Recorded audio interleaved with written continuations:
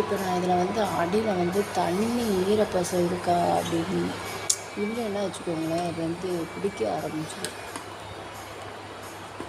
நம்ம குக்கரில் வைக்கிற மாதிரி தான் இந்த ரைஸ் குக்கர்லேயும் வைக்கணும். இப்போ எனக்கு வந்து இது அடி பிடிக்கிற மாதிரி சவுண்டு கேட்குது. அதனால் இதை கொஞ்சம் நான் ஆஃப் பண்ணிடுறேன்.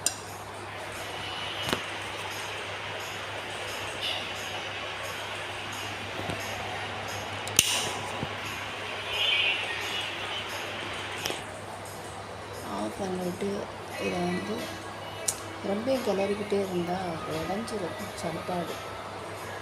அந்த முழுசாக இருக்கிற இது வந்து உடஞ்சிருச்சுன்னு. இப்போ நான் கரெக்டாக 1க்கு 2 நம்ம குக்கரில் வைக்கிற மாதிரியே தான் இதில் வைக்கணும். இல்லை நீங்கள் எப்படி வைப்பீங்களோ 1க்கு 3 விட்டாலும் சரி, அது எப்படி உங்களுக்கு எடுத்து அடி வரை நான் எடுத்து பார்த்துருக்கேன் பாருங்க எப்படி இருக்கணும்.